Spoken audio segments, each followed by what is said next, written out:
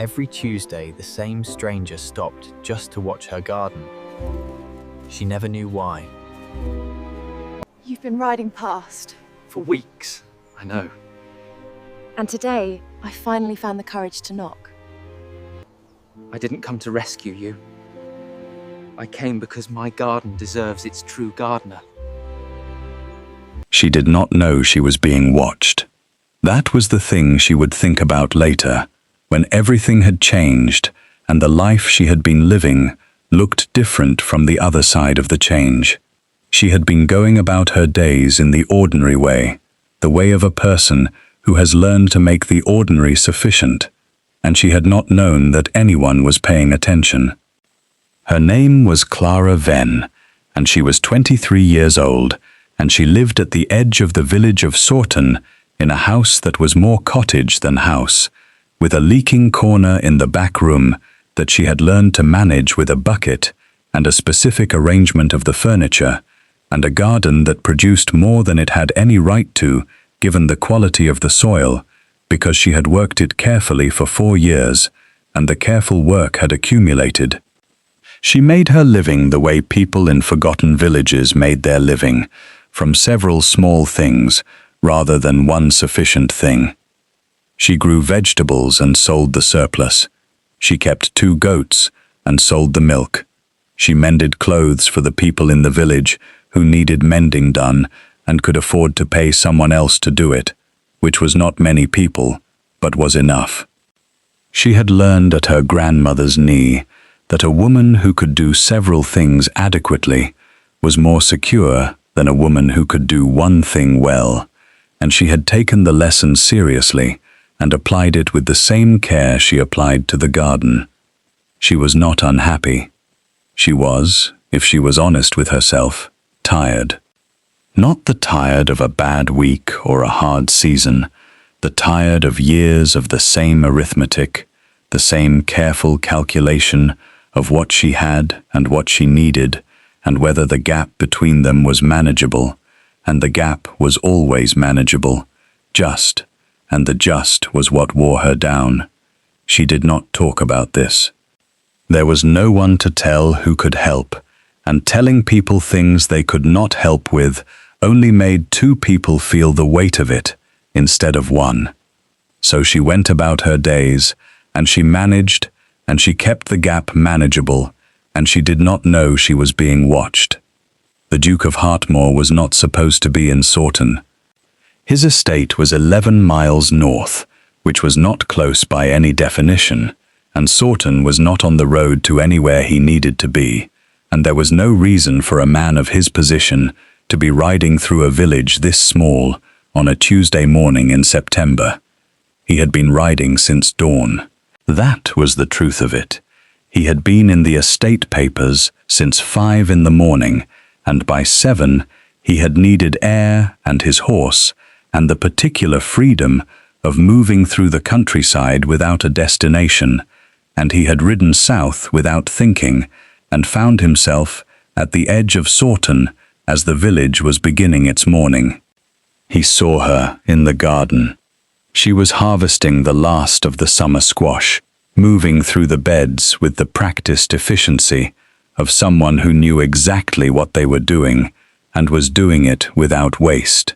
Her sleeves were pushed up. Her hair was coming out of its pin on one side. She was talking to herself, or possibly to the squash, in a low, continuous murmur that he could not hear from the lane. There was something about the quality of her attention that stopped him. She was completely present to what she was doing. Not resigned to it, not enduring it, present to it, the way a person was present to something they had chosen and understood the value of. He watched for perhaps 2 minutes. Then he rode on, because a man on a horse in a lane had no business watching a woman in her garden, and he knew it, and he went. But he thought about the garden on the ride home. He thought about the quality of it, the productivity of it, the intelligence visible in the way it was laid out. It was a small patch of ground, and it was producing more than a small patch of ground should produce. and the reason was visible in every bed, which was that someone had thought carefully about what went where and why. He thought about her face, which he had seen only in profile, the particular focus of it. He did not go back the following week. He went back the week after. He told himself he was riding south again, which was true. He told himself it was coincidence that the road south went through Sorton, which was less true. She was at the well that morning, drawing water for the goats. The goats were expressing opinions about the pace of the proceedings, which were not favorable opinions, and she was telling them something in return, firmly and without apparent concern for their feelings on the matter. He stayed longer than 2 minutes this time. He stayed until she had finished with the goats and gone back inside, and then he rode on. And on the way home, he thought about 11 miles, and what it meant that he had covered them twice in a fortnight, for no stated reason. He was not a man given to pretending he did not know his own mind. He went back a 3rd time, and a 4th. By the 6th visit he had stopped telling himself it was coincidence. She was always working. That was what he observed, across those weeks of watching. Not in the grim way of someone working because they had no choice, though she clearly had no choice, but in the way of someone who had made a decision about the life they had and was executing it with full commitment. She fixed the fence along the lane herself, with her own hands, on a cold Saturday morning, and she did it properly, not a temporary repair, but a real one. She sat on her front step 3 evenings running, and mended what looked like half the village's worth of clothes, and she did it by the last of the light, and then by a candle stub when the light was gone. She gave away, he observed once, a bag of carrots to an old man from the far end of the village, who had come to her door with the particular hesitation of someone asking for something they were ashamed to need, and she gave them without hesitation and with a matter-of-factness that let him keep his dignity. She could not afford to give away carrots. He knew enough about the economics of a garden that size to know the carrots had a value to her. She gave them anyway. On the 7th visit, he got off his horse. He had not planned to. He had been in the lane in his usual position, watching her turn the beds over for the autumn planting, and he had gotten off the horse and walked to the gate before he had made a conscious decision to do so. She heard the gate and looked up. She looked at him with the direct, unsentimental gaze of a woman who has no reason to be deferential to strangers and is not going to perform deference she does not feel. She said, "Can I help you?" He said, "I have been riding past your garden for some weeks." She said, "I know." He said nothing for a moment. She said, "The lane is not well traveled. A man on a good horse passes 7 times in 2 months, you notice." He said, "I apologize." She said, "I did not say it to make you apologize. I said it because you looked surprised that I had noticed, and I thought you should know." He said, "You are right." He said, "I am James Hartmore." He said it without the title first, the way he had been doing more and more often in recent years, because the title arrived before the person and he had grown tired of the arrival order. She said, "Clara Venn." She did not offer her hand, and she did not invite him in, and she looked at him steadily from the middle of her turned bed and waited to see what he wanted. He said, "Your garden is remarkable." She said, "It is a small garden." He said, "The size is not what I mean." He said, "I have an estate with professional gardeners and 4 times the growing space, and it does not produce with the intelligence this garden produces." She looked at him. She said, "Intelligence?" He said, "The layout, the companion planting, the way you have managed the soil over time." He said, "Whoever designed this understood what they were doing." She said, "I designed it." He said, "I know." She said, "How do you know?" He said, "Because I have been watching you work it for 2 months, and it moves the way you move, which is without waste." She was quiet for a moment. She was looking at him with the careful attention of a person trying to work out what something was. She said, "What do you want?" He said, "I want to offer you a position." She said, "What kind?" He said, "I have a kitchen garden at Hartmoor that is being managed by a man who is competent but not gifted, and the garden is competent but not gifted, and I think it could be considerably more than that." He said, "I would like you to come and look at it." She said, "You want a gardener?" He said, "I want the person who did this, yes." She looked at her beds. She looked at him. She said, "I have a garden here." He said, "I know." She said, "And goats." He said, "The estate has room for goats." She said, "You have thought about this." He said, "I have been thinking about it for 6 weeks." She said, "You have been watching my garden for 2 months and thinking about offering me a position for 6 weeks, and you did not say anything for 6 weeks." He said, "I was not certain it was the right thing to offer." She said, "Why not?" He said, "Because a woman managing a kitchen garden on an estate is a specific situation, and I wanted to be certain I was offering it for the right reasons." She said, "What are the right reasons?" He said, "That the garden needs you, and not the other way around." She looked at him. She said, "That is a careful thing to say." He said, "Yes." She said, "What are the wrong reasons?" He said, "That I felt sorry for the leaking corner in your back room." She went very still. She said, "How do you know about the leaking corner?" He said, "I asked in the village." He said, "I asked what I should know about Clara Venn before I approached her, and I was told about the garden, and the goats, and the mending, and the carrots you gave to old Thomas in October, and I was told about the leaking corner." He said, "I want you to know that I am not offering you this position because I pity you. I am offering it because your garden is the best argument for your ability that I have ever seen, and my kitchen garden is the second best argument for your needing a larger canvas." She turned away from him. She looked at her beds, at the turned dark soil, at the fence she had repaired herself on the cold Saturday. He waited. She said, "What does the position include?" He said, "A cottage on the estate, a proper one, with no leaking corners."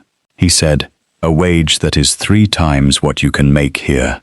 He said, "Full authority over the kitchen garden, which means you make the decisions, and I do not override them."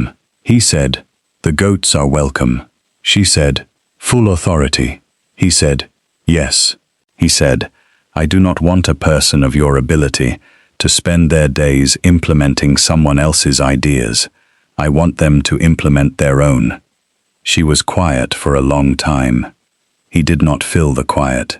He waited, which was what the situation required, and which was not easy. She turned back to him. She said, "I want to see it first." He said, "Yes." She said, "Before I decide anything, I want to see the garden and the cottage and make my own assessment." He said, "When can you come?" She said, "Friday." He said, "Friday." He said, "I will have it opened and ready." She said, "Do not do anything to it before I see it. I want to see what it actually is, not what you want me to think it is."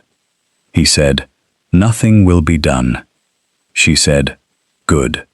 She went back to her beds. He understood this as the end of the conversation, and he went back to his horse, and he rode the 11 miles home, and he thought that she was exactly as he had understood her to be from 2 months of watching, and that the understanding had been accurate, and that Friday was 4 days away. She came on Friday. She came in the small cart she had borrowed from the smith, which was practical, because she did not intend to come in a way that suggested she expected to be impressed, and a borrowed cart said that clearly enough, without having to say it. He met her at the kitchen garden gate, not the front door of the estate, because the kitchen garden gate was the right place to meet her, and she saw him there and nodded and got down from the cart herself without waiting for assistance. She walked the kitchen garden for 40 minutes without saying anything. He walked behind her at a distance and watched her look at things. She looked at the soil. She crouched down and touched it, turned it in her fingers. She looked at the beds, at the layout, at the south wall, where the espaliered fruit trees had been allowed to get loose and unproductive. She looked at the irrigation, such as it was, and at the storage shed, and at the tools, and she turned a spade over in her hands, and looked at the blade with the expression of a person who finds the condition of a tool informative about the person who has been using it. She looked at everything. Then she straightened up and came back to where he was standing, and said, "It has been managed by someone who knows the theory and not the practice." He said, "Yes." She said, "The soil is not bad. It has been neglected in certain ways, but it is not bad soil." She said, "The south wall could be producing 3 times what it produces if the trees were properly trained." She said, "The drainage in the north corner is wrong, and that is why the brassicas fail." He said, "The brassicas have failed for 4 years." She said, "They will fail for another 4 if no one fixes the drainage." He said, "Can it be fixed?" She said, "Yes," and she told him how, specifically and in the right order, and he listened to all of it and did not interrupt. She said, "I want to see the cottage." He showed her the cottage. It was a good cottage, stone-built and south-facing, with a proper hearth and a kitchen with space for what a kitchen needed, and a garden plot at the back that was currently given over to grass. She walked through every room. She checked the window frames. She went up to the roof corner in each room and looked at the ceiling. She said, "No leaking corners." He said, "No." She looked out the kitchen window at the grass garden plot. She said, "The goats could have this." He said, "Yes." She was quiet. He waited. She said, "If I come, I want it understood that I make the decisions about the kitchen garden, not recommendations, decisions." He said, "That is what I offered." She said, "I want to hear you say it plainly." He said, "The kitchen garden is yours to manage as you see fit. I will not interfere." She said, "And if I change things that have been done a certain way for a long time?" He said, "Then they will be done your way." She looked at him with the direct gaze that had stopped him in the lane 2 months ago. She said, "Why?" He said, "Because the garden has been done the old way for a long time, and the old way is not working, and I would rather have a garden that works than a garden that is familiar." She said, "Most people would rather have familiar." He said, "Most people have not watched someone produce a remarkable garden from poor soil in a forgotten village." She looked at him. She said, "You were watching for 2 months." He said, "Yes." She said, "And you asked about me in the village?" He said, "Yes." She said, "Why?" He said, "Because I wanted to know if what I could see from the lane was the whole of it." She said, "And was it?" He said, "No." He said, "The carrots to old Thomas." He said, "That was not visible from the lane." She said, "He needed them." He said, "Yes." He said, and you gave them knowing you could not easily afford to. She said, "That is not a remarkable thing." He said, "It is not common, which is not the same as not remarkable." She looked at him for a long time. She said, "I will come." She said it without ceremony, the way she did everything, plainly and without decoration. He said, "Good." She said, "I will need 2 weeks to close the cottage in Sawton properly." She said, "I will not leave it in poor order for whoever comes next." He said, "Of course." She said, "And the mending work. I have things promised to people in the village, and I will finish what I promised." He said, "Yes." She said, "And I will bring the goats by the end of the month." He said, "They will be welcome."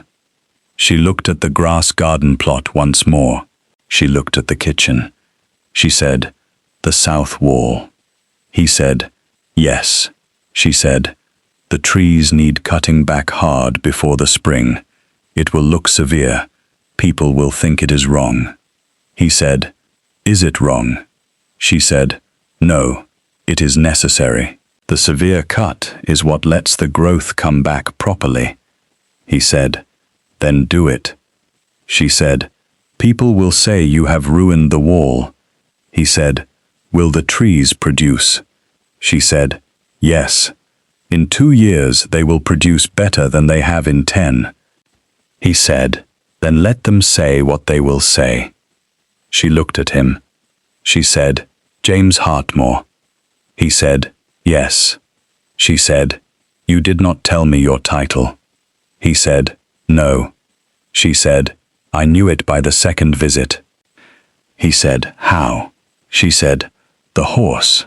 She said, "A man on a horse, that good in a lane that small, is not a man without a title." He said, "And you said nothing." She said, "It was not relevant to the garden." He looked at her. She was looking at the south wall with the considering expression, already, he thought, calculating the cuts. He said, "Is it relevant to anything?" She turned and looked at him. She said, "It is relevant to the fact that you could have sent a steward." She said, "Any man with a title and an estate and a staffed kitchen garden would send a steward to make this offer, and you came yourself, 11 miles, on a horse, in November." He said, "Yes." She said, "Why?" He said, "Because I wanted to ask you myself." He said, "Because the offer deserved to be made by the person making it, and not by someone who did not know why they were making it." She said, "And why are you making it?" He said, "I told you, the garden needs you." She said, "And the other reason?" He was quiet for a moment. He said, "Because I have been watching a person manage very well, with very little, for 2 months, and I wanted to see what they would do with more." She said, "That is almost the truth." He said, "Yes." He said, "The rest of the truth is not something I will say on the second conversation." She held his gaze for a moment. She said, "The second conversation." He said, "Yes." She said, "There is time." He said, "Yes." He said, "There is considerable time."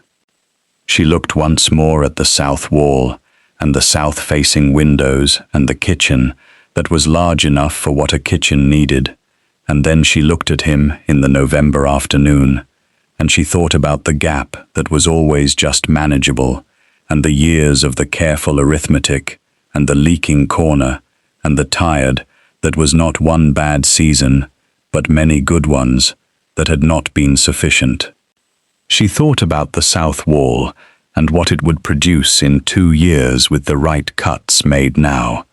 She said, "I will see you in 2 weeks." He said, "I will be here." She got back in the borrowed cart. She drove the 11 miles back to Sawton, and she sat in the cold, and she thought that some things were worth being watched for 2 months by a man on a good horse who asked about you in the village and came himself instead of sending a steward, and said the garden needs you and not the other way around. She thought that she was going to cut the south wall hard in February, and it was going to look severe, and people were going to say it was wrong. She thought that in 2 years it was going to produce better than it had in 10. She thought that this was, in the most practical and the most honest sense, the whole principle. The severe cut is what lets the growth come back properly. She had been waiting to make that cut for a long time. She was ready now. Thank you for listening to this story all the way to the end. Please tell us which city you are watching from and what the story made you feel. Do not forget to subscribe so you will not miss the next one.